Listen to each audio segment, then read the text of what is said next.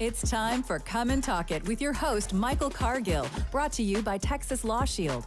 Over the last decade, Michael has championed and supported the rights of law-abiding Texans to own and use firearms. He is the owner of Central Texas Gun Works, a veteran of the United States Army, and has achieved national exposure in such prestigious media outlets such as Forbes Magazine, Fox Business News, CNN Money, AOL, BBC World News, Huffington Post, and the New York Times. Cargill vigorously defends lawful gun ownership in this country without regard to party politics. And now, here's Michael Cargill. Good day, Austin, Texas, the live music capital of the world. Let's praise the Lord and pass the ammunition. Today, I'm going to talk to the family of Martin Gutierrez. They're going to speak out about what's going on with what happened with Martin, what's going on with the investigation, and what's happening around Austin. I'm not asking the question, is there a serial killer? I'm saying, I want to know, where does this person work? Is this person associated with the bar?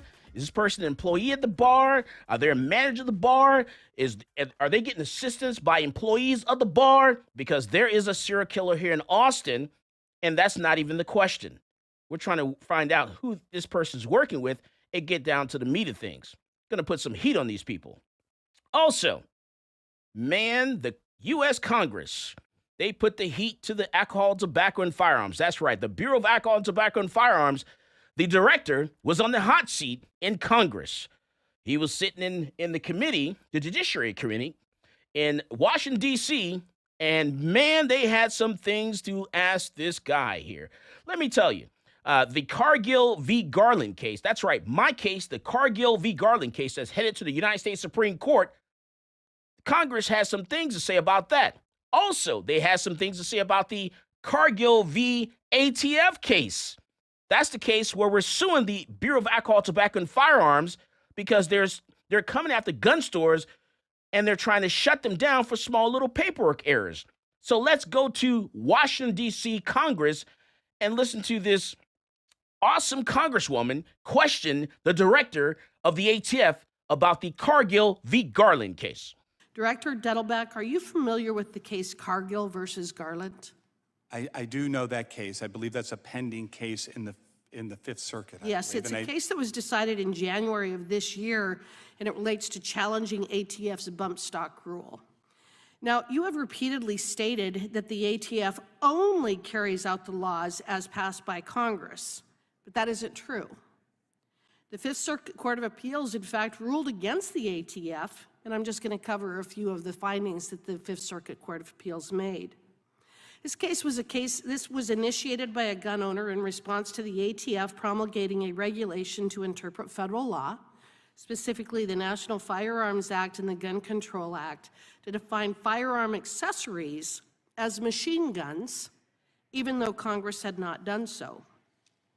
The regulation was pursued in direct contrast to a position that the ATF held for over a decade, and that's in fact similar to the pistol brace, where the ATF actually issued letters to owners of bump stocks and pistol braces saying that they were legal accessories. Yet the ATF eventually changed their mind, but not because Congress issued any new law. It was a new interpretation on your part. In fact, the court in the Cargill case found that that there had been bills that had been introduced regarding bump stocks, but before they could be considered in earnest, the ATF went forward with this rule, quote, short-circuiting the legislative process.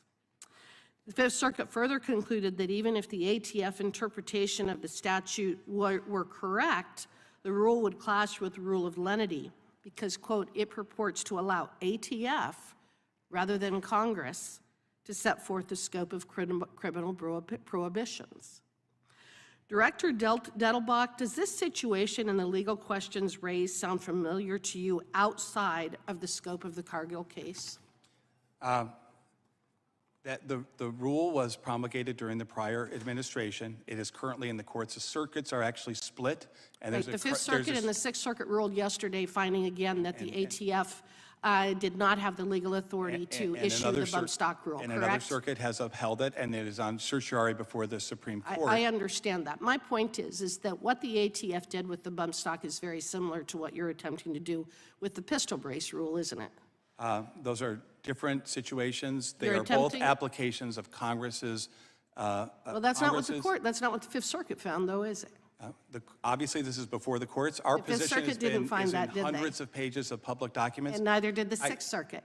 I will tell you, with respect to bump stocks, I fired a bump stock, and I will tell you the All right, so it is impossible that's going to simply be fight one U.S. Representative Hageman, and she was actuly, laying it down to the director there of the ATF and asking him about the bump stock case, the Cargill V. Garland case, and really putting him to the fire there.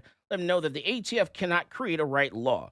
Now, let's switch gears a little bit. Let's go to the Cargill v. ATF case. This is the case where the ATF is going after gun stores and trying to shut them down for making small little paperwork errors. Let's listen to U.S. House of Representative Matt Gaetz.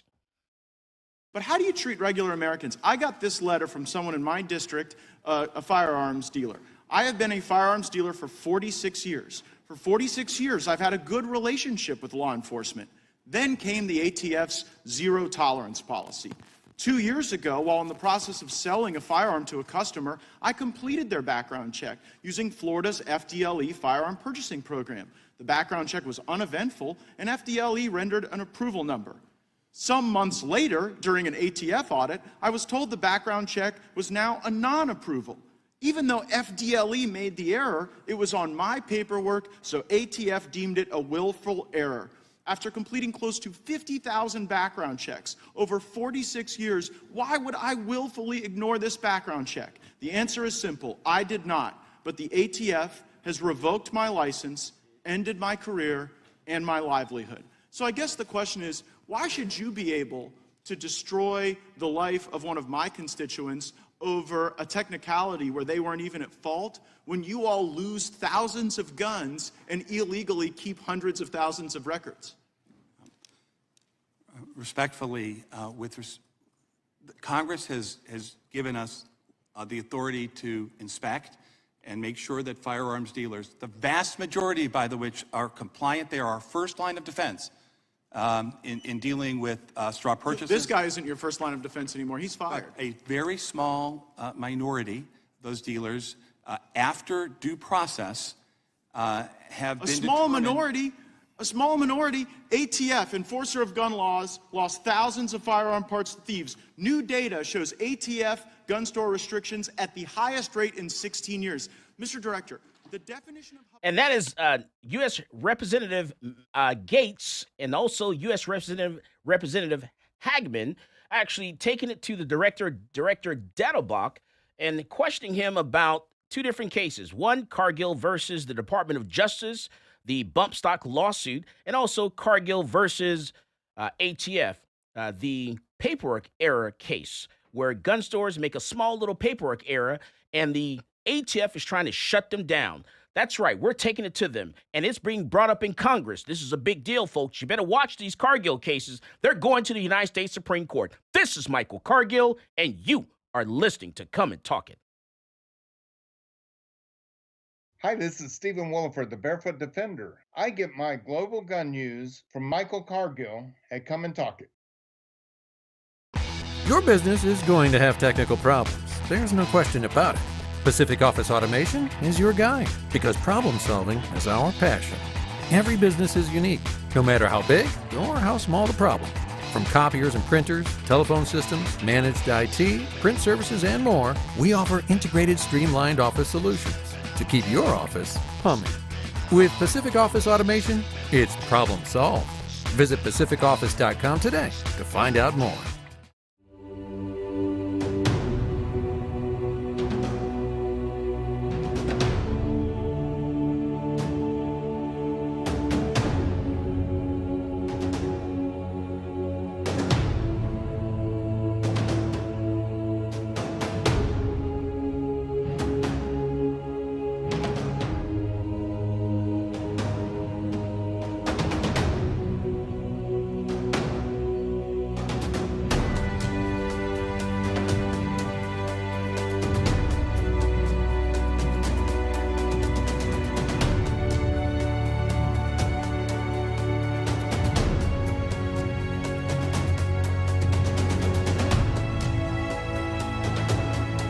I'm a U.S. Army veteran with a strong sense of duty and respect for our system of government.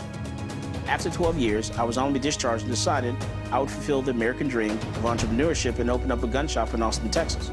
At my shop, I teach people to be law-abiding and how to safely use their firearm. On page 46, going to talk about Penal Code Section 46.02. The day that ban went into effect, I went into my local ATF in Austin and turned over my bump stock because I'm a law-abiding citizen. But I wasn't going down without a legal fight. So that's why I reached out to NCLA. NCLA is representing Michael Cargill because federal agencies do not have the power to rewrite statutes. Bump stocks are not machine guns. If Congress wants to change the law and ban bump stocks, it certainly can do so. But we can't have the executive branch rewriting a statute and putting people in jail for up to 10 years. It's a problem because, this government agency has said, you know what, something that is legal is now illegal, and we're going to confiscate it from you, and we're not going to compensate you for it, and you're going to become a criminal. The goal of our case here is to tell the ATF that they can't get away with this kind of administrative lawmaking. This isn't constitutionally permissible, and this goes against everything that our nation was founded on. The bump stock ban turned innocent law-abiding citizens into criminals overnight, even though they were complying with the statute. And that's not right. This case is not about where you stand on bump stocks. It's about the rule of law. It's about whether an agency can rewrite a statute and turn a law-abiding citizen into a criminal. If the ATF can ban bump stocks, any agency can ban anything.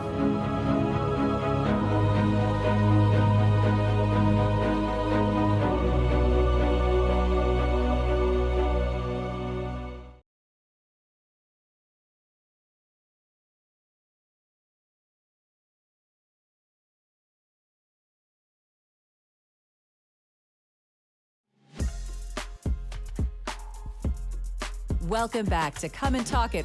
And now here's Michael Cargill. All right, so we're back. We're going to change gears a little bit. And we're going to talk with the family of Martin Gutierrez.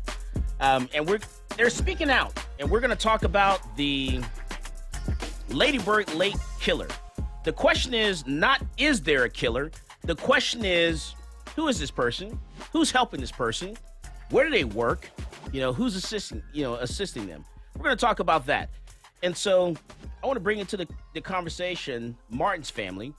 Welcome to Come and Talk It. Yeah, thank you, sir. I appreciate your time. Absolutely. Tell them your name and... So my name is Mitchell Gutierrez. Martin was my little brother, 25 years old when he went missing off of Rainey Street back November 19, 2018.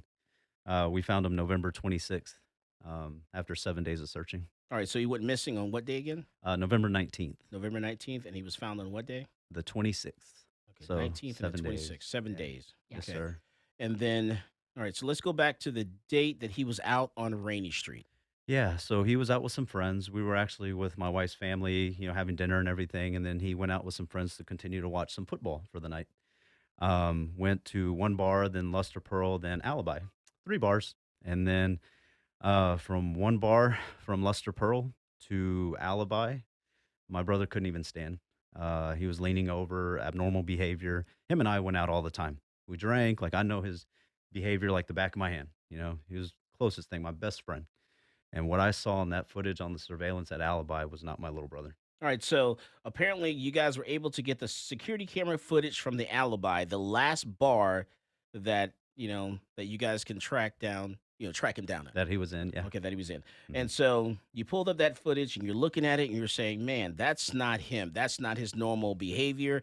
This is my best friend. This is my brother. I hang out with him. I know him, better than anyone. I know all his secrets, and that's not him. That's not how he acts. Nope. Yeah. 'Cause Something's wrong. Oh, yeah, definitely. And all we did was drink. We never did drugs or anything like that. So seeing his behavior was just unbelievable to see. It was hard to watch, man. I would Really be was. extremely curious about the footage from the previous bar then. Yeah, so that's, what kind of irked me was initially because we tried to get that footage from Luster Pearl, which was the previous bar. Luster Pearl. Yep. And so it took them almost a week to get the footage. A week to get the footage from Luster Pearl. Yeah, they would. Man, you know what? I own a gun store, and something happens, the police come over, I say, hold on a sec. You need security camera footage? Give me 1 second. Let me give it to you. Exactly. I give it to Literally you. a second. I literally give Yeah. it to you in a few minutes. Yeah. It doesn't take a week. It Yep. doesn't take a day.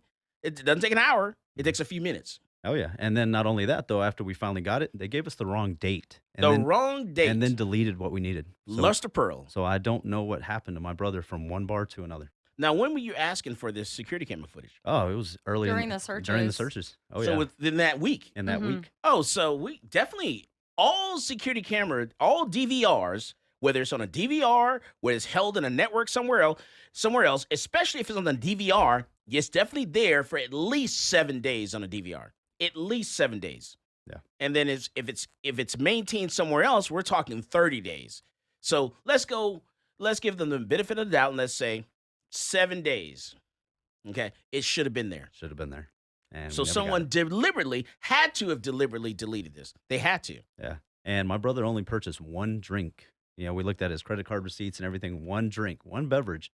And then all of a sudden he went from completely normal to leaning on the bar. And he at was Alibi. not served at Alibi.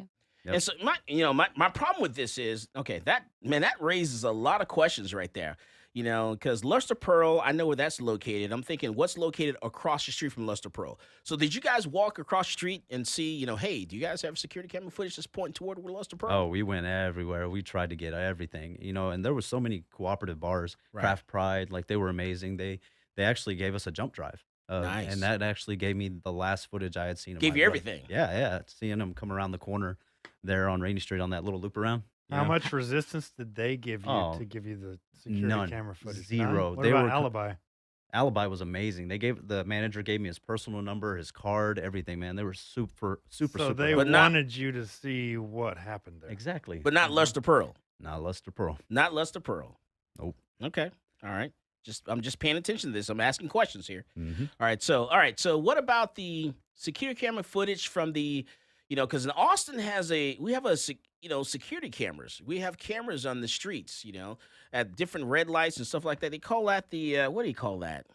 There's a name. The Halo. The Halo system. So did you guys reach out to Austin? Yeah. So, it's crazy. I had read up there's, I believe, 41 cameras on 6th Oh, yeah. Street. There's a lot. And there is 0 on Rainey, which is like the number 2 most popular, bar district area and all that. And there's 0. None. Really? And a lot of the bars' cameras do not work. Yeah. Really? Like that Holiday Inn on the corner, like don't apartment record. complexes, nothing. None of those surveillance They're for cameras, show. nothing. Really? Yeah.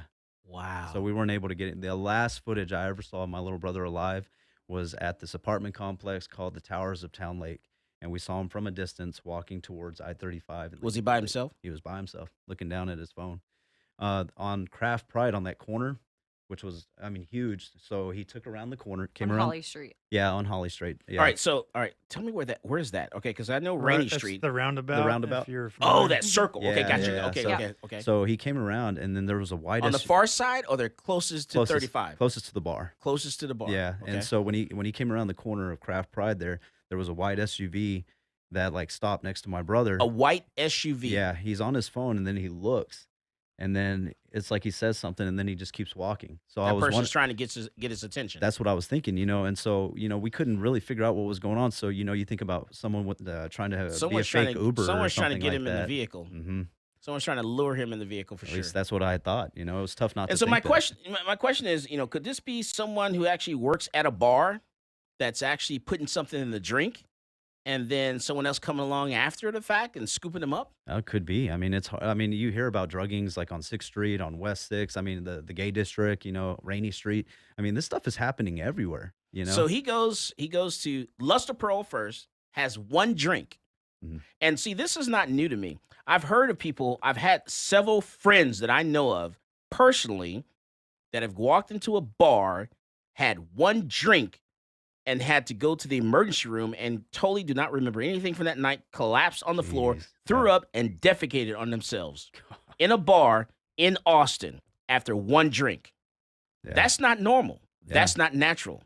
And it's happening, all over the area, All right, so let's keep going here. All right, so he goes Luster Pearl. From Luster Pearl, you track him down. You see him on the security camera footage from what bar? The last one on Craft Pride or So Alibi? Okay, so Alibi was the last so bar he goes. was He in. goes Luster Pearl, and then Alibi. Then he goes to Alibi. And then he went around. So there's 2 exits you can go out of on Alibi. Correct. And so where all of his friends were, all of our friends that were Where's on the Alibi inside. at? Is it's, that it's on on the the other very end. very By the end. by that big parking lot. by the IHOP? Yeah. Yes. Yeah, right. So out of Luster Pearl is close to IHOP. yeah, like right around there. And then he goes to that toward IHOP, but then comes back down. Yeah, he came down. So he left Alibi and then went down Rainey Street, went in front of Craft Pride, and then walked in front of the Each time you Towers saw of him, Town was Lake. he by himself? He was always by himself. Yeah. Man, that's strange. And it's weird because we always took Ubers. We were extremely safe. But like I said, his behavior, right, sweetheart, something was off. Now, what about his cell phone? Anything from the telephone company, from text messages? No, we were able to share- get into his Snapchat and his phone records, all that stuff. What about his text messages? Nothing. Did they share? Did the phone company share that information? Yeah, with well, you? I was able to pull it up because my sister had it. My sister, he was on her plan, so we were able to pull up text messages, phone calls, all that. So he was on his phone, but he wasn't probably just scrolling social media. Scrolling, wasn't sending a message to anyone. Yeah. Strange. Mm-hmm. Okay. What about Uber, Lyft, anything? Nope, Did he request a ride? No request for Ubers. He didn't have Lyft on his phone, so it was just odd. See, I got that investigator mindset, so I'm asking key questions. Oh yeah, here. no, this is great. Yeah, Uber, Lyft, anything. Yeah, nothing. We are worried though if somebody would have come up and offered. And what's your name? Whitney. Whitney, and Whitney, you are. I am Martin's sister-in-law. I'm Mitch's wife. Okay. All right. Awesome. All right. And then go ahead, Whitney. Tell me.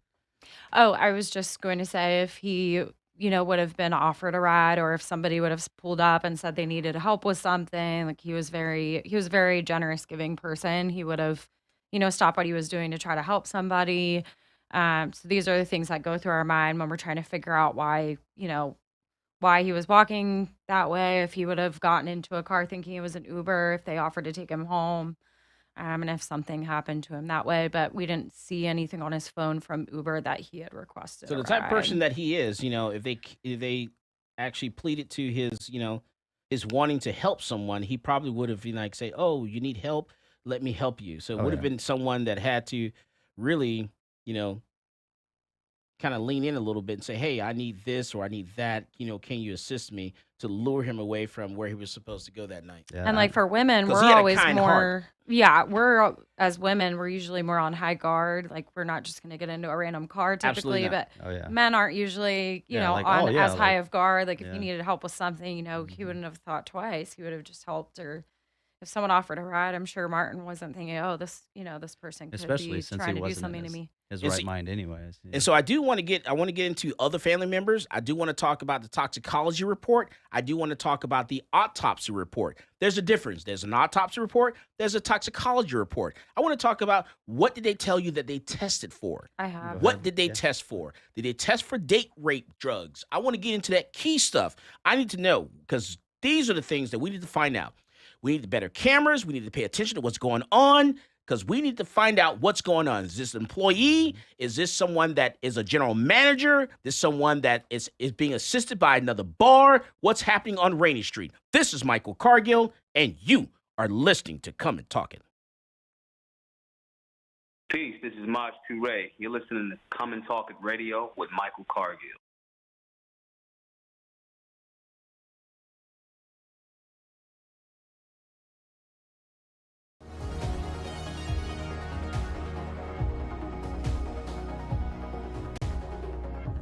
Whether it's a typical traffic stop or you're just involved in a use of force incident, encounters with law enforcement can be scary and stressful. In the heat of the moment, you may inadvertently say something you don't mean or make an inconsistent statement. These are red flags for officers, and if they think you're lying or your story doesn't add up, they might arrest you and let the criminal justice system decide your fate. Police officers are trained to get information from you without making the interaction seem like a formal interrogation. But remember, from the moment an officer arrives on scene, everything you say and everything you do will be scrutinized in court. The prosecuting attorney will attempt to use anything and everything against you. So what do you say? You say, "I invoke my right to remain silent," and then let your attorney interact with law enforcement on your behalf. One important note though, do not throw common sense out the window. For example, if the intruder's hiding somewhere in your house when the police arrive, or if you saw the perpetrator pitch his weapon into your backyard, quickly tell the police and then stop talking. You might ask, what about my rights? What if the police never read me my Miranda rights? Miranda rights is the common name for a collection of rights contained in the Miranda warnings, given to suspects when they're placed under arrest. The warning comes from a 1966 Supreme Court case, Miranda v. Arizona.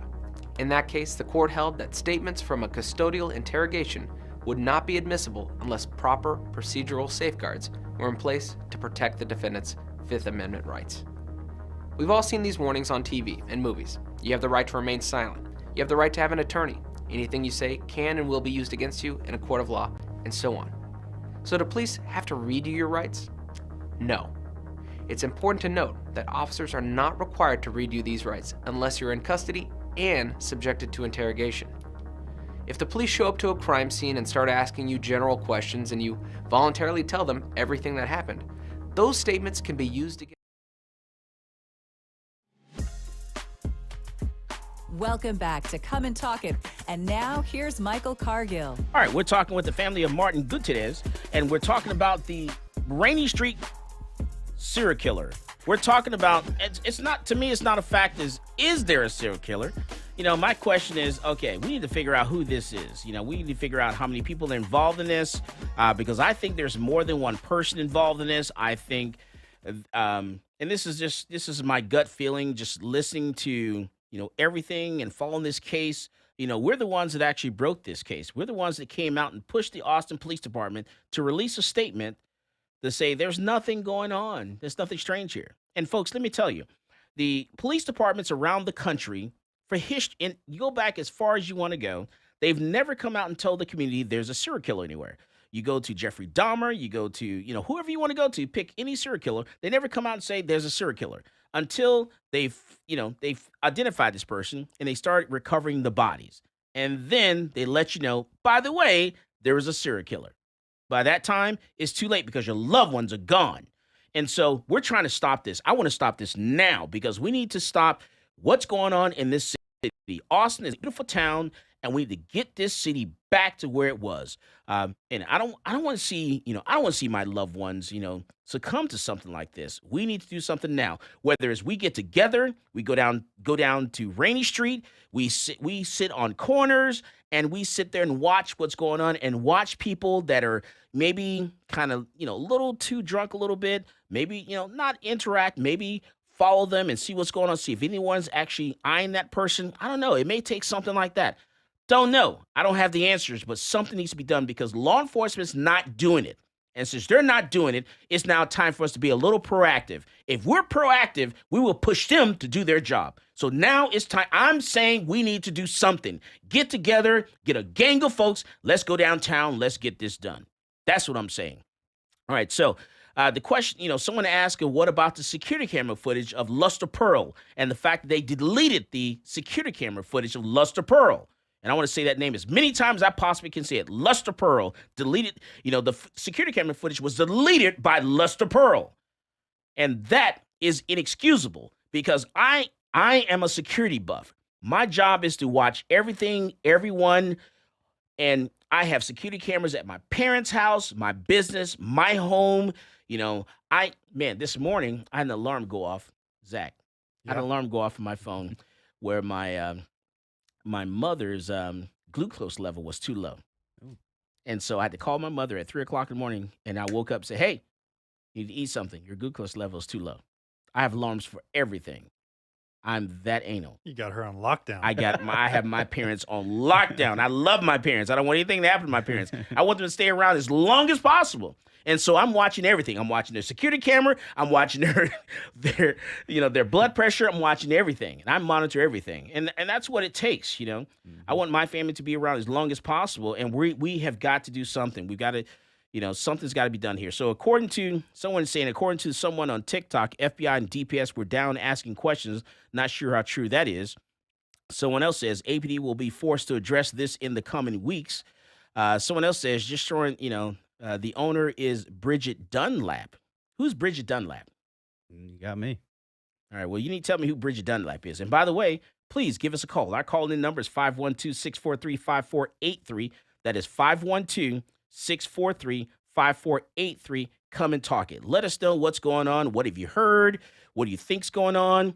Do you know someone? Do you work downtown on Rainey Street? Do you suspect someone? You're an employee at a bar on Rainey Street, and you're suspecting that an employee or a customer that you know of is actually doing something, putting something in someone's drinks down on Rainey Street, because something is going on. It's not natural. I'm telling you right now, someone's putting something in their drinks.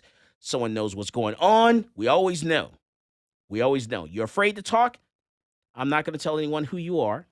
We're not going to show your number. You can disguise your voice. Just give me something. I know something's going on down there. Let us know. Is it an employee? Is it a customer, a regular customer that goes to the bar? Could it be two people? Could it be an employee and a customer? Something's going on. We're talking with the Gutierrez family about Martin, and this happened what year? 2018. 2018. Yeah. And Martin was found in Lady Bird Lake. And he was missing for how many days? 7. There was actually 6 people that went missing in Lady Bird Lake that year. 6 people missing the same year. Yeah. And so he actually had trauma to his body. Yeah. Let's talk about that. Go ahead. So he had a contusion that was 2.5 by 2 centimeters on the back right side of his occipital area on the back of his head. And that's the part that connects your neck to your Correct. head. It's the lower back portion of his Okay. head, yes. Okay. They didn't really look into that further. They can tell if that was done, at time of passing, before passing, while passing. Did they tell you anything? They did not. Verbally on the phone, they told us it could have happened even when he was already in the water, so they couldn't really suspect foul play just based off of the contusion because there was no evidence. Well, there's no surveillance. There's no no surveillance. proof, There's no lighting. There's no cameras. Nothing. Yeah, but what did autopsy say? It just stated that the contusion was there. Ruled as And they accidental closed drowning. the case because they said accidental drowning was the cause of Because they death. couldn't tell you if it happened before or after. It didn't specify when they thought the contusion happened. Let's talk about the toxicology report. Sure. I have Let's it. go to that. So they tested for THC, alcohol, amphetamines, barbiturates, benzodiazepines, cocaine, fentanyl, opiates, oxycodone. And they did urine, and they also tested from the eye. Everything was not detected except for alcohol, and it does say that the alcohol level will show up much higher than it really is because of postmortem changes, but everything else was not detected. They did tell us verbally on the phone because he was in the water for so long that it was just inconclusive, that it may not be accurate. Right, it'd be hard to tell because it would be he's- hard to draw up anything at that point. because He was in everything the gets water for diluted so by the long. water. Yeah. That's right. My brother's body was decomposing. They couldn't even identify him on a photo. Could they tell how long he'd passed away? Well, from what I had read, it takes about 6 to 7 days for the capillaries to release in the body before you float. And so someone found him. They went out on their back patio porch off of Riverside, saw my brother's body floating, called 911. And yeah, that's ultimately how we found him. So So it I had- got a it- feeling he was in there for at least 6, 7 days. So November 19th. So it had to happen either the day of or the day after. Yeah, that's what I'm thinking. You think it was the day after? I was thinking it was that night, the That 19th. night. Yeah. Mhm. That night. Mm-hmm. Okay. Yeah. All right. And Carissa's saying that, and the cops constantly say no trauma present, no trauma present. So the law enforcement, they're lying when they're saying that there's no trauma present to these bodies. Yeah, I mean, a At large least to your contusion. brother's brother. Yeah, a large contusion on the back of your head is something. That is trauma. That is something. Yeah. It says on the autopsy, blunt force trauma to the head. Blunt force trauma. I Yeah. continue to tell you that police officers can lie to you, but you can't lie to police. That's a Supreme Court case. Okay, they can lie to you, they can trick you, do whatever. You cannot lie to law enforcement. And I've said time and time again, they're lying about this case here. They know more. They're not telling us. Something is going on, and we've got to find out. Yeah, I had a friend ask me the other day, why would they come out with this statement saying that there's, no serial killer, no foul play? Yeah. And my response was, what would happen to the tourism industry in Austin? What would happen to Rainey Street? What would happen to all these developments going up Mhm. if they did say there is a serial killer in Austin? Mm. That would be front page of every news outlet, right? Mm-hmm. Oh, That would yeah. be top story. Everyone would know. No one would want to come here. All those bachelorette parties Oh, that go yeah. down to Rainey None. Yeah. would not go there. Definitely agree, man. And there's definitely a 100%. serial killer. There's definitely a serial killer here. There's no doubt whatsoever in my mind. Just by talking to different family members, listening to different stories that people are telling me, there is definitely a serial killer here. Something's going on because people wouldn't randomly. That many people. What year was this? 2018. 18 when Martin. Yeah. How many people Since him, 12 from what I count, 12, 13. 6 in that same year? Yeah. before him, right? Yeah. And So- so Before they him just and 12 randomly after him. Yeah. randomly ended up in Ladybird Lake and drowned. Yeah. Randomly. You know, and you think about all the people who go out to go float the river in San Marcos who are drinking for hours on the water. Nothing. Hours. Nothing like this. Nothing. Yeah. I was born in Fort Lauderdale, Florida, and also Miami, and doesn't happen. Yeah. And you don't hear of anyone falling in or quote unquote falling in when they're with a group of people. Why is this just consistently happening when one young male is just alone? They just happen to be being found in the water, but With this isn't blunt force happening. trauma to the back of the head. Exactly. All right, so you've also had an opportunity to assist other family members Oh, yeah. with their So, loss. when I saw Jason John's story, I saw the flyer, immediately called his the first number, which happened to be his girlfriend on there. And then the next day I was talking to his brother. And then the day after that, I met up with his family, friends, and everything. And I was trying to provide any information from Martin's story, like, hey, try to get surveillance here. Hey, try to speak with the cops about this. Make sure you check the water again. They said Travis County Search and Rescue said that my brother was not in the water after their initial search. And he was in the water the whole time. We focused all of our searches on land, ignored the water because I trusted him. And then they said the same thing about Jason John, right? He wasn't in the water. And then they found him in the water. And so I did whatever I could to help Jason John's family. His mother is the sweetest lady in the world. He's got the best friends, man. They talk so highly of him. It was like hearing stories about him was like hearing about how good my brother was. They were just identical, good people, salt of the earth, man. And unfortunately, people take advantage of nice people. And so there's no question about suicide. No, this guy was happy as could be, man. There's no Like, question that your brother would have committed suicide. Nah, man, he was the happiest kid in the world. He had no reason to commit suicide No. whatsoever. He was the None. happiest person ever. Yeah, he was working on his painfully professional optimistic. career. Yeah, He was just moved in with us that January and was so excited and happy Had his to be whole life living ahead with of him. us. Oh, yes. He loved Yeah, Austin, He was man. super happy. He was the best kid. We always went to the gym every day. Like, he was, fit and happy, positive, very family oriented. Worked hard, never missed a day of work, never came in late. Like, he was dependable and just good people, man. Really good people. And you hear the same thing about Jason John, all these other guys. Like, I mean, they were good people, man.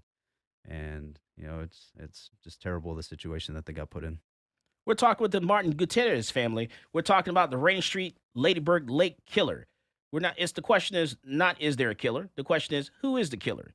Is this an employee that works at a bar? Is this someone that works at a bar who's assisting a regular customer? Is this a regular customer that's standing next to the bar that's dropping something in someone's drink? This is Michael Cargill, and you are listening to Come and Talk It. This is Coley on Noir, and you're listening to Come and Talk It with Michael Cargill.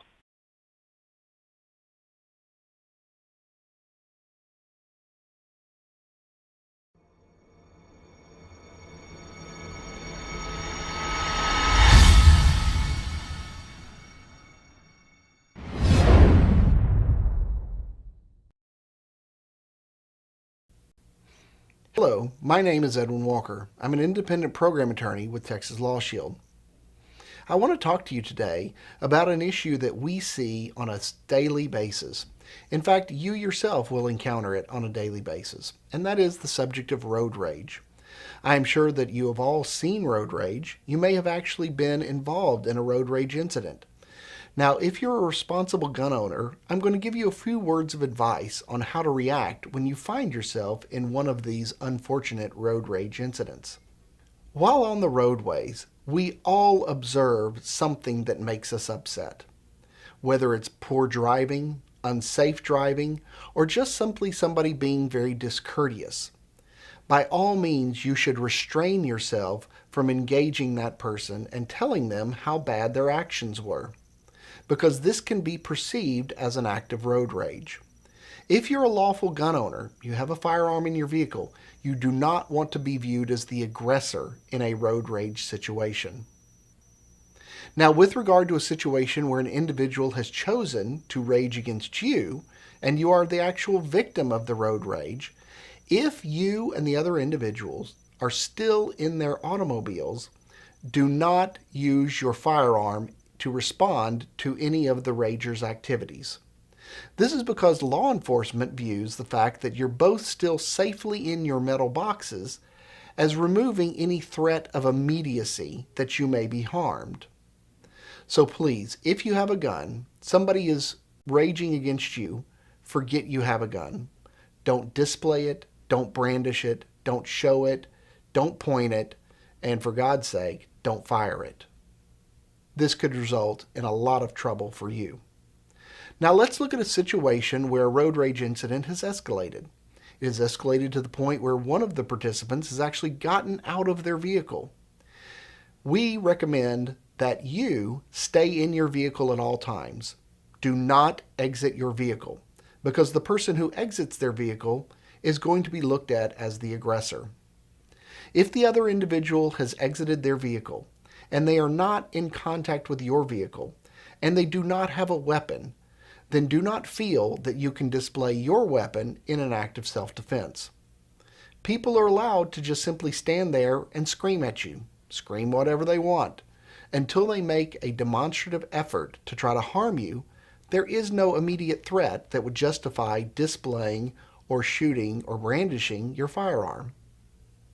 Now, in the event that the person shows their own weapon, in particular a firearm, the existence of their weapon would give you reasonable belief that there was an immediate threat of harm that would justify an act of force or deadly force.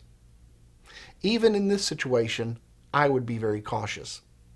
Now, if this situation... Welcome back to Come and Talk It. And now, here's Michael Cargill. All right, so just so you know, I call in numbers 512-643-5543. That is 512-643-5483. Give me a call. Let me know what's going on. So let me go to the chat here a little bit. The body decomposing will generate ethanol. Thomas, so we'll be drugged with GHB, PCP, and the like. Timothy says, think about the conferences. There are 2 or 3 conferences, hotels. They're right there. Yeah, The that Austin Holiday Conference Inn Center is didn't right have there. anything. Yeah. All right. And Carissa says New Orleans, Jersey Shore, Cocoa Beach, Santa Monica, Galveston, San Antonio, etc. Not sure what that is. And she says she is the kindest person I've ever met. Must be talking about you. Or the mother of the Oh, guy the you mother. were talking about. Oh, yeah, okay. Elsie. Okay. Yeah, she's Okay. a sweetheart. Okay. Yeah. All right, so let's go back. All right, so you talked about locating the halo cameras, and there's no halo cameras in that area whatsoever. You've checked every single hotel, every bar, security camera footage that you possibly could. The one that's most important, the luster pearl, is the one that we just cannot get. Now, what about some of the other family members that you've assisted? Like getting surveillance and stuff like Yes. that. Yeah, so that's in been their situation. Yeah, it was still the same challenge. You know, all those locations that we had gone to trying to get surveillance 4 years ago, same exact thing. Do not have working cameras. That Holiday Inn on the corner still doesn't have a working camera. Even after all the Martin situation, all that stuff, still nothing. What about some of the bars that they were in? Like, give me a family member, and what was the last bar they were in? Oh, I'm not quite sure on the Okay. last bar that Jason John or John Honey or any of those were in. I know that like specifically Martin, he never went to like Unbelievable. I guess they closed early that night. We actually got a good buddy that works there, and so he's been a extremely huge resource for us as far as Those guys at Unbelievable are actually pretty great. Yeah, I mean they've been and my buddy's been like helping us out. Like, hey man, you're making some good changes here in the area, dude. Like, people are coming in and they're safe. Like, and they're even trying to implement like those little cup covers, so people won't get drugged or anything like that. So they're listening. What about the Holiday Inn? Something's going on with the Holiday Inn. Yeah. What's up with the Holiday Inn? I don't know, man. Even after all this time, Tell me what they're you think. Man, something. Tell me what you think. Man, I can't speculate. All I know is that there needs to be lighting, there needs to be surveillance, there needs to be those halo cameras, And fortunately for us, when we went to those city council meetings, all that stuff got approved. So they are in the process of doing all this stuff to make it a permanent project that should be done in the middle of June. So by the middle of June, they're speculating that all this stuff is going to be lit up. And they told us specifically a lot of the resistance of why after Martin's death and all the other ones that nothing ever got done was environmentalists talking about how they didn't want to affect the wildlife. I'm sorry, like I love the environment, wildlife as well, but human lives are being lost here. And if a bird is going to be upset about a light, it's just you can't justify that. Is there a single or group of bars that are a common denominator? Thomas asked that question. I wish I could. I mean, I don't know. I haven't been to Rainey in so long. Is there one bar like everyone went to this one bar? I haven't heard of one. Whitney, anything? I haven't heard of any like specific bar in particular where all this activity is happening. But Luster Pearl did leave a bad taste in my mouth with how they handled Martin's case. So that one will always forever be on my bad side. We do have some people in the group, though, that have private investigators or people looking into all of the cases and making files for each victim and seeing if they can find any comparisons. Yeah. But it is taking some time just to gather information from all of our families together and to compare all of their files to see if there was any. You know what we can do is you ever heard of game cameras? Oh yeah. So a lot of people have mentioned that. You put some game cameras down there. Mm-hmm. You put some game cameras, ring cameras. You can do, there's all kinds of things. You can do. And I mean, it's not a bad idea. No, it's not. A little temporary thing until we can get that permanent stuff up. Right. We did meet with the Trail Conservancy, and we met with Austin Parks and Rec recently, and they do have phase 2 coming in this project. Right now they're working on just the electricity being put down there to give them the ability to put up the lighting and cameras in that area. And we have, maps and everything of where each thing will be placed. They're working with contracting with companies to provide those things. And they're also having budgeting meetings in regards to the Rainey Street project. Because apparently Parks and Rec is like the most, they don't get any money. Is there is there an event that happens down there according to a CT Design and Arms? Is there an event that happens that correlate with the men disappearing? Some of them are over holidays, like Martin went missing over Thanksgiving holiday, and there was somebody that was pulled from Lady Bird Lake over Christmas break one year. I don't know if it has anything to do with holidays, but sometimes it just seems like it's during a really busy week. Like if there's an event happening in Austin, it tends to happen around. And someone asked, has DPS or any other agency besides APD reached out to the families? To you guys? There's been like PIs and stuff like that, but I haven't had any. And these are private investigators that other family members have actually hired. Actually, I think they volunteered, right? We have Detective Kevin Gannon coming into town to look into all of this. I believe he's retired NYPD. That has done all of the Smiley Face Killers documentary, and we've been talking with A&E, and they're working on doing some things to try to look into these cases more. They're coming in May to talk with all of our families, and then there is some private investigators on the page that are looking at things and trying to compare cases and see if there's anything that may be a common denominator with what's going on. Let's talk about the date rape drugs. Sure. So, a lot of times when we're not sure about our coroner, if they're actually doing the right thing or testing if they're capable of testing the right stuff, maybe they're just incompetent. Are they testing for the actual date rape drugs that people are using? I don't believe so. I did not see that on the talk screen. I think it's just tested for LSD and psychoactive drugs. So you would think, we're all asking this question: is there a serial killer? Is someone drugging someone on Rainey Street? And you mean to tell me it's 2023 and they're not testing for the date rape drugs? Rufalin, yeah. We're not testing for this? Isn't that wild? It's not part of the test for the toxicology report? Didn't see it on the Martin's report right there either. Reporters, NBC, ABC, Fox News, Time Warner, was it YN, whoever, they're not testing for the date rape drugs? You ever heard of scopolamine? No, what is it?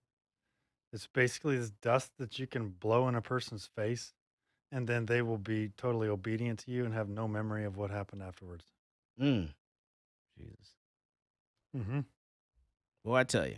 It's called the devil's breath. Someone says, I also recently spoke with John Kelly, a profiler that worked on the Golden State Killer case and more. Yes, the pies are pro bono, Kevin. Will be here May 19th in August. I'm sorry, in Austin. Sorry about that. Man, this is a lot. Yeah. Toxicology report. What about getting Dr. You ever heard of Dr. Bowden? He's that forensics doctor that they bring in. I don't know if this guy's still around. I don't know if he's still with us. But they would bring him in, and he would actually do a second autopsy on the body to find things that that were not discovered on the previous autopsy. Are you getting access to the coroner report? Everything. You think they're hiding something from you? We never received any photos at all whatsoever. No We were never photos. allowed to see him either. You're the family. How come you're not allowed to see any photos? I spoke with the physician that did the autopsy, and she was like, "I do not recommend that you see your brother this way." Screw your recommendation. Give me the photos. Yeah, she's like, your mom definitely isn't going to want to see this. And I was like, so I had to make that executive decision because I just couldn't let my mom see Martin like that. That's I made the big brother decision to keep my mom's memory of Martin intact with how he was and not how he was found. Right. And that I get. I don't believe some of the other families had the option to see any photos though either. Yeah. I don't remember heard being any. presented that option of seeing the photos. Yeah. Are you hearing anything from the DA's office at all? Any of this haven't. stuff? No. Mm-mm. Is the DA doing a opposite, doing a concurrent investigation on their own on possibly, who this, what's going on here? Yeah, I mean, if there's like an active Because the investigation, DA's office and has all this- investigators. Yeah, if they're currently doing an active investigation, they're not going to tell us anything. They're not going to tell the public anything. Something that might affect, the case in itself. I don't know, but I don't know. In the case of Martin's thing, like we didn't get much at all from police or much at all. I felt like we gave the police the majority of the surveillance. We did that work. We were doing the searches. Yeah, I get it. It was Thanksgiving time, but no, we had the skeleton crew, come that time. My brother was a very, very loved individual, and he deserved that attention. Just because it's a holiday doesn't mean you stop. We didn't stop. None of my family, none of my friends that were helping searching every day, they didn't stop. It was tough to get a hold of Detective Donovan. It was like pulling teeth to get his attention to help us out. Like, hey, hey man, like we found this. We found this footage. We found this. I'll send this to you. We were trying to help. We were just trying to do what we could for my brother. And in the end, key footage that you needed was deleted by the bar called Luster Pearl. In the end, you couldn't get that key footage. That would have been pretty useful. I believe the owner was on vacation for Thanksgiving, so the bartenders wouldn't hand it over. But once the owner finally did, it was the wrong video timing. And then once they realized and went back, it was. We come back from the break and talk about this and more. This is Michael Cargill, and you are listening to Come and Talk It.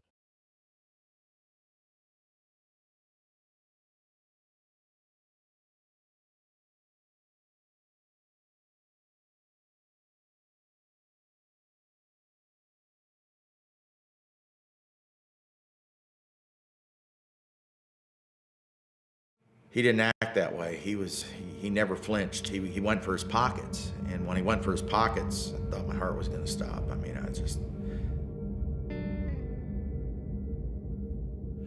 Hi, my name's Jerry.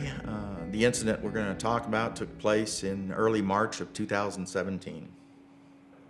Started back about 3 years ago. We had a fella in the neighborhood that nobody really knew. We weren't familiar with him, and he was pretty regular about speeding up and down the street. It escalated into more speeding, threats. He chunked some rocks up into the yard, and broke my windshield in my truck, and it escalated from that into death threats, and he was constantly chirping about how he was going to end it, and he was going to kill so-and-so, he was going to kill me, and it was all chirping. The day of the confrontation, I was leaving the neighborhood and heading to a meeting downtown Fort Worth. It was a beautiful day. I had my windows down. I was in my Suburban. As I was heading out, just about to leave my neighborhood, this guy comes into the neighborhood, sees me coming out, pulls into my lane, causes me to stop, and then he kind of cut at an angle in front of me and jumped out of his truck and ran at the side of my Suburban, saying, "Today's the day you're going to die. He's going to end it." He comes over and he's slamming his hands up against the side of my vehicle and my truck. But he's screaming at me, telling me he's going to kill me. He's going to end it. This is the day I'm going to die. He reaches in to try and open up my door. I grabbed my weapon. I put my weapon right at his chest at the window and told him to get back, told him to get the hell back. And he never did. He never moved. He never changed anything. He went for his pockets, shuffling into his pockets, and he pulls out his cell phone. I drove off around and called 911 before I got to the end of my street. Yeah, I've carried a weapon for pretty near 20 years, and I've never had to pull my weapon out. Now, I can tell you that when you do that, it's the emotions are incredible. You feel the flush come through your body because you just pulled a weapon on somebody, you're pointing a gun at somebody, and they don't move. And that's a whole nother, they didn't say, "Whoa, I'm stop," like anybody that you'd think would do that, but he didn't act that way. He never flinched. He went for his pockets, and when he went for his pockets, I thought my heart was going to stop. I was actually told that if he would have pulled out a gun, he'd have shot me before I could have actually pulled the trigger, and that's pretty awakening. I contacted Texas Law Shield and spoke with them and got a statement that I wrote, and I turned it in the following day.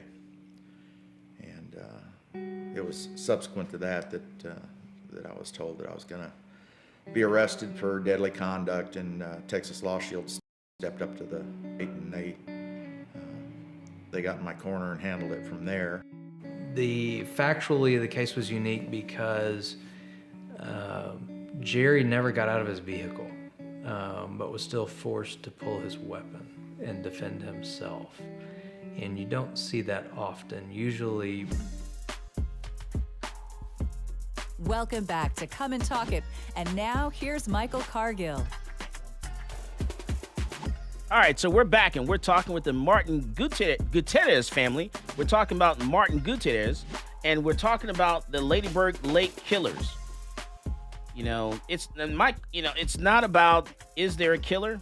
My question is this person that's working downtown at a bar, is this person a customer of the bar? Are there two people, an employee and a customer, an employee who's drugging people and a customer that's watching them stagger out the bar, trying to get them into a vehicle?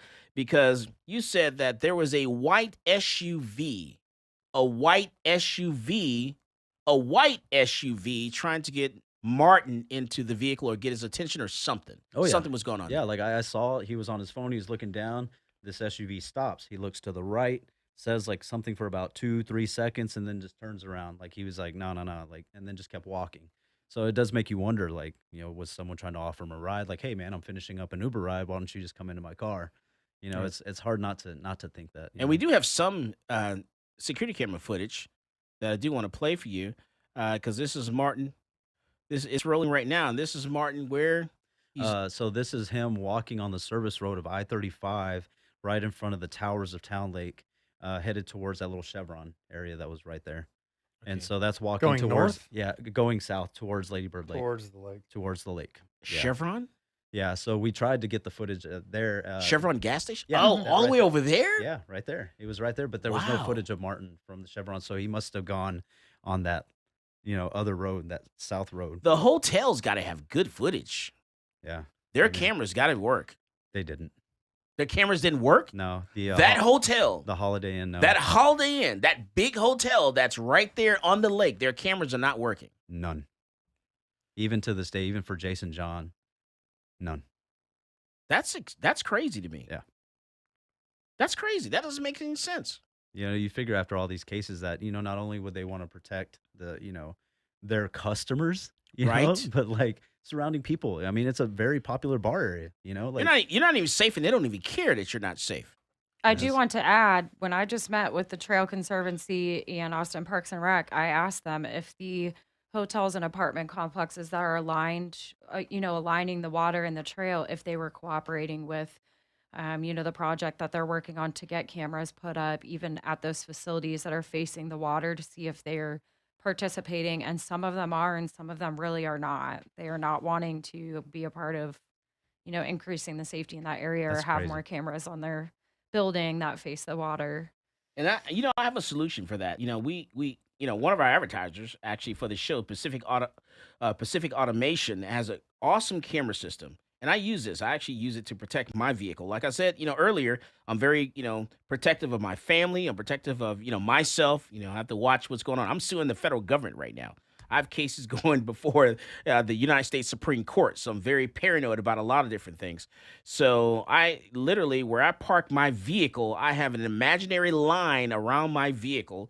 So anyone that goes anywhere near my vehicle, an alert goes out, email, text message goes out. Any vehicles that approach my vehicle, I get their license plate number. I have a license plate reader, in my parking lot, where I'm tracking, everything. I'm checking license plates. I'm checking, anyone that approaches my vehicle, comes anywhere within arm reach of my vehicle, I know immediately. And so there's systems out there, license plate readers. You can tell what's going on. There's no reason this day and age in 2023 that a business, you don't have working cameras. Yeah, I mean, it blows my mind.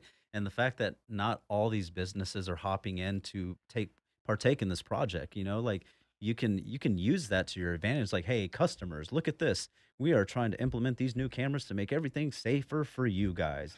And it's funny because someone's trying to throw everyone off the trail of the Holiday Inn. I had someone specifically send me private messages and to try to throw us off the hotel. And I've never mentioned the Holiday Inn. And for some reason, they're providing me information that I never even mentioned about. I never talked about the Holiday Inn until today. I'm looking at people in the chat here talking about, they're saying the Holiday Inn is a consistent factor in a lot of these files. Yeah. And so, and now I'm wondering what's going on with the Holiday Inn. Is there something there? Could this be a security individual, a security officer? Someone's working private security, involved in this as well with someone else. The fact that someone actually sent me private messages when I never mentioned the Holiday Inn to throw me off the trail of the Holiday Inn, I think is very strange. Yeah. I'm here to tell you. Yeah. And it didn't hit me until right now. Right now, that's strange. Something's weird about this. Yeah. And Timothy says, yeah, in 2015, the cameras worked. So I don't know what's going on. They haven't worked since 2018. I know that for a fact. All right. So I do want to, let's talk about I want to talk about some of the other families that you've talked to. Can you give me actual family members that you spent time with? Elsie, which is Jason John's mom. Okay. His girlfriend, Tara, and then his friends, like Josh, has been a huge help. He was Jason John's old roommate, and this guy has been hands down like one of the biggest helpful individuals. I mean, extremely intelligent, and he is just gung-ho, man. He is hungry for answers and change, and this guy doesn't stop, man. That's the kind of friend that Jason John brought to the table, and he's not stopping, man. So he's been at all the city council meetings. He's been talking to City Councilman Zoe, quite a bit, and he's partaking in that group, on Facebook, really helping us out, with all the families. So as far as with the family, Jason John's family, it's been his friends and his mom. I talk to her all the time. I got to check in on that poor woman, man. She's been through a lot. And then I want to talk about a little bit about the people that were with your brother, that night. Because, when I go out, for a night on the town, I take my ride or die with me. Zach's with me. He's my ride or die. No matter what happened, Zach's always watching my back here. Mhm. I have other people, the people I surround myself, with my inner circle, they're my ride or die. And we don't leave, under no circumstances do I leave, or would they leave me, out and about. So I do have to, and I'm sorry, if I'm poking a little bit, but I got to poke. No. I got to go Please to, what about the, the friends of your brother, because ladies, one thing about ladies don't leave other ladies out by themselves. When it comes to getting sick and vomiting, one thing about ladies, they, hold on, let me hold your hair, pull your hair back and let you vomit, get it out of your system, whatever. They're right there. I'm just curious, what were the friends? How could you leave Rainey Street and leave your friend out of sight, out of mind? So at Alibi, you actually have two entrances you can go in, the center, and then on the outside of the bar. So all the friend group and everything were in the center inside of the bar, and Martin went out towards, I guess, like the restroom area, and then he came around on the outside and left the bar. So he never came through the inside. They never saw him He leave. left on his own. He left on his own accord. Like I said, he had some abnormal behavior to begin with. So he's doing things that didn't make any sense. But then he left without notifying anybody. They all thought he was in the restroom. Maybe he was vomiting or something because he had been acting weird. Who knows? Anybody have Find My Phone? On his phone. I mean, we tried to ping it and all that stuff. We tried to get all those things, but Did he share his location with anyone? Nah. No? Mm-mm. Okay. Mm-mm. And we never got his phone. Odds are it's probably still in that damn lake. So never recovered the phone. Never recovered. Were you able to maybe subpoena some records from the telephone company to figure out the last time it was pinged, the last tower, and the last date and time? We had requested for it, but it was never done. Still to this day. Still to this day. Yeah. Man, I wonder if that information's got to still be out there somewhere. I hope you guys continue to search for that, because that's key stuff. Cell phones are very important. I track vehicles. I track all of my vehicles. Every single one of the vehicles that I own, I track. I can tell you where all my vehicles have gone in the last few weeks. Yeah, they can, those phones, They know. 9 times a second, they ping. They know. And Yes. they have GPS. Yes. You can locate it within like 3 You meters. can track that phone. I know for a fact. I used to work for a telephone company. I used That'd to be work. very interesting information. Just My to entire family everybody's- works for AT&T. You can track a phone. Yeah. Okay. So yeah, hopefully you guys bug them some more. The telephone company owes you some answers. Maybe you can get an attorney or something and get them to release those records, because there's some information there. Yes, sir. And all the other families out there also track their phone. That's the key. Their phone. Did they leave the area? Did they come back? When's the last time that phone was pinged? Oh yeah. And then or Apple Watches now. one thing about law enforcement also, they can tell you, when they figure out the last time that phone was pinged, what other phones were in the area at that time. Yeah, co-traveling with those phones. That's right. They have a whole NSA program that tracks all They that. know. Yes. There's a way you can figure it out. I'm telling you right now. I'm all about intelligence, and I'm all about that stuff. Yeah, they So- automatically track what phones typically move together. Wow. Yes, and that's how we track criminals. That's how we catch people that are, bank robbers and stuff like that. You figure out who's in the area at that time, and at that tower at that specific time when that robbery or something was going on. When it's money, they want to recover that money, they will track that money down. Oh yeah. But as soon as my brother's death was ruled accidental, they didn't give a. That's right. Yeah. No one cared. Yeah. All right, we come back from the break. We're talking about the Lady Bird Lake killer. We're talking about, it's not a fact, is there a killer? It's a fact that who is the killer? Is this an employee that works at the bar? And someone's telling me, in the chat, they're saying in all caps, and I want to make sure I read this in all caps, they're saying, just for the record, in all caps, I got to find it because it was like really big in all caps. They're telling me who the owner of Luster Pearl was in all caps. The owner of Luster Pearl, this is in all caps. So Luster Pearl is owned by Bridget Dunlap in all caps. I don't know who that is. I don't know what's going on with Bridget Dunlap, but maybe we need to find out. This is Michael Cargill, and you are listening to Come and Talk It. Folks, this is Doug Man Jones. And I get my gun news from Michael Cargill at Come and Talk It. Your business is going to have technical problems. There's no question about it. Pacific Office Automation is your guide because problem solving is our passion. Every business is unique, no matter how big or how small the problem.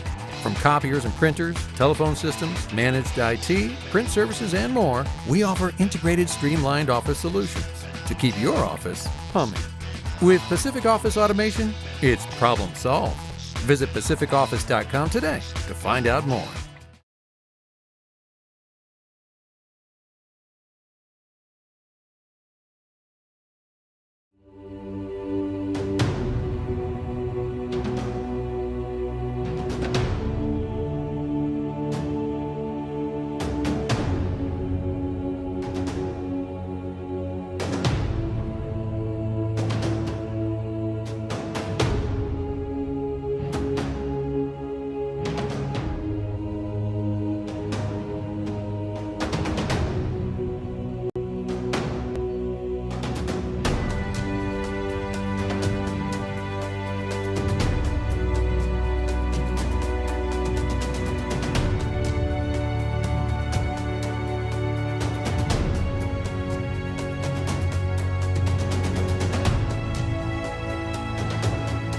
I'm a U.S. Army veteran with a strong sense of duty and respect for our system of government. After 12 years, I was honorably discharged and decided I would fulfill the American dream of entrepreneurship and open up a gun shop in Austin, Texas. At my shop, I teach people to be law-abiding and how to safely use their firearm. On page 46, we're going to talk about Penal Code Section 46.02. The day that ban went into effect, I went into my local ATF in Austin and turned over my bump stock because I'm a law-abiding citizen. But I wasn't going down without a legal fight. So that's why I reached out to NCLA. NCLA is representing Michael Cargill because federal agencies do not have the power to rewrite statutes. Bump stocks are not machine guns. If Congress wants to change the law and ban bump stocks, it certainly can do so. But we can't have the executive branch rewriting a statute and putting people in jail for up to 10 years. It's a problem because, this government agency has said, you know what, something that is legal is now illegal, and we're going to confiscate it from you, and we're not going to compensate you for it, and you're going to become a criminal.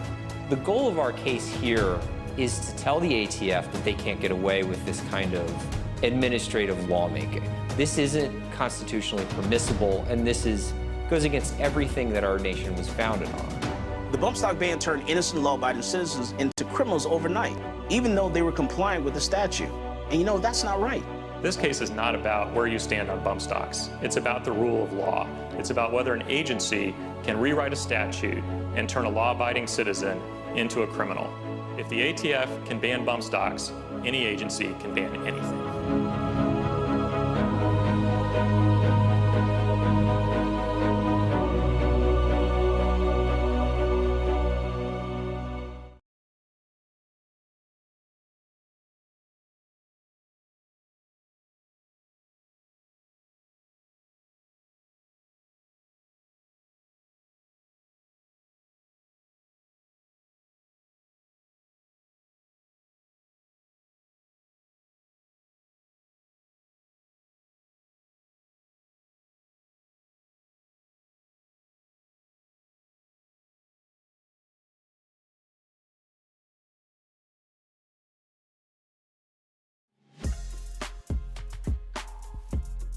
Welcome back to Come and Talk It. And now here's Michael Cargill. All right, so we went to the break. You were talking about the homeless, and we have a lot of issues surrounding the homeless and what's going on with the homeless, and we need to do something because I'm sorry, they're part of the problem. Okay, the fact that we have a homeless situation, the fact that we're talking. There was a case just a couple days ago where you had a bunch of homeless actually break into storage sheds, steal guns and ammunition, and then they had to send SWAT to recover those guns and ammunition in the homeless camp. We have a problem here, folks. There's an issue. So stop pretending like there's not a problem with the homeless situation. There's a problem with the homeless, okay? We need to do something about it. And the fact that something's going on with, certain family members have issues with some of the homeless. Yes. So, I can't speak on behalf of the other families, but I know that there was some concern about specific specific group of individuals that were unhoused, that were down by the water, that, may have made some statements that were a little suspicious in regards to Jason John's case, and then I think some of the other families' cases as well. But uh, they were never interviewed by APD, so there was no actual formal statements from these people being interviewed by the authorities after And these cases. and then Zach, you were reading some of the serial killers Yeah. that were out there. Go ahead and read us that list. Oh, geez. There have been serial killers. Everybody knows Dahmer, Yes. Gacy. Yes. What's John the Wayne other Gacy. one? What's the other guy that they did the Netflix show on? The one that Zac Efron was played by. Yeah, I can't You think know, of the it. famous ones, right? The Yeah. good-looking ones. There are some not good-looking ones. Henry Lee Lucas, Mm. he confessed to killing 600 people. Mm. Carl Eugene Watts, the Sunday morning slasher, had 100 victims, 12 in Texas, so 88 in other places. It's always going to be that cool person that gets by, that can fit in a crowd or blend in a crowd, sort of deal. We're not Mhm. talking about is there a killer on a serial killer on Rainey Street. We're trying to figure out who this person is. Yeah, so there are the serial killers we know about, which is probably a small slice of the pie, Ted and Bundy. the ones we don't know about Mm. that probably encompass a much, much larger portion. Is this a of that pie. traveling nurse? Is this a truck driver? Is this a bartender? Is this, someone, what's the person that collects the drinks, Bus? Is this a bus boy? Is this a customer? Is this someone who regularly goes down the Rainy Street? The door people, they know people. Door guy, is there someone that you see every time someone disappears and you seen that person? Just think about it. Mhm. Think about it. Something's going on, and someone out there knows some stuff. They're just afraid to talk about it. If you're afraid to talk about it, send me a private message. Let us know. Yeah, if a killer, let's make a hypothetical killer, if they're dumb, then they do the same things, right? They get caught, they make mistakes. If somebody is smart, then they change up what they're doing, they cover their tracks, right? Right. And the smarter they are, the less likely they are to get caught. Hmm. Man, and your brother, he was like your best friend. Oh yeah. No, You- he wasn't like. He was He- my best friend. He was Yeah, your best friend. He was, man. You knew him better than anyone. I did. You guys went to the gym like every day. Yeah. God, man, he was At such a 5? gym rat. At 5 p.m. every day. So 5 p.m. I knew something was wrong when he didn't text and he didn't show up to the gym. Immediately, I knew something was wrong. Yeah, one thing about your gym bro, whether it's your real brother, your gym brother, you know a lot of things. You sit there and you talk to him, you know a lot about that person. Oh yeah. I go to the gym with someone, I know a lot about that person. Oh, yeah. And this is your blood brother and your gym brother. Oh yeah, I knew everything about him except on leg day, man. He didn't do leg day. He cheated leg day. Yeah, I do miss him though, man. He was the best. Great motivation and always pushing you to be better. He was awesome. I miss him. Right. And so what are we missing here? Is there anything we're missing we didn't talk about? I want to make sure we covered everything. I want to make sure I'm not missing anything. I just think just everyone to be safe out there. Go in groups. Don't be alone. These areas are clearly not safe.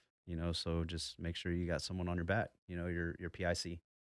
Someone to be out there with you. I'm going to ask you, has anyone mentioned any of the family members mentioned anything about trauma to the body? Oh yeah. So, Lori in Randy's case, Randy had, broken ribs. Randy and- who? I can't remember his last name. Okay.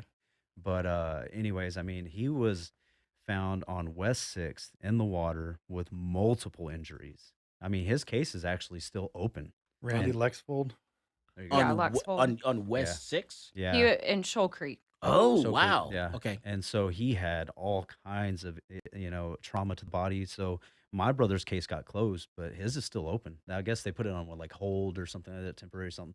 But Lori will know a little bit more about But that. he did it to himself, apparently. He did the trauma to himself and drowned himself. Unbelievable. And so I remember Lori reaching out to me back then because this was about just like a few weeks after Martin's death, maybe a month and into December 7th. Yeah, and so she reached out to me, was like, hey, do you know of anything going on? Like her and I stayed in touch for a long time trying to, piece together some answers to try to help her the best I could.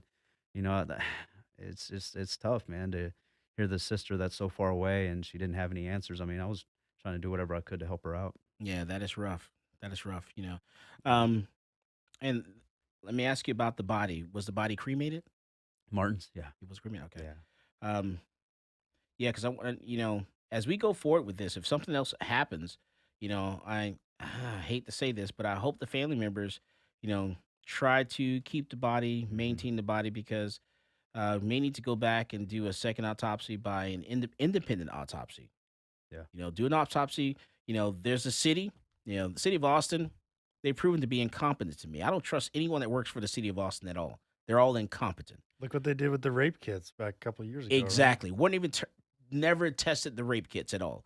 So we there's a situation in Austin where ladies were being raped and assaulted, and they were constantly messing that up. So they can't deal with that. Why would you trust them?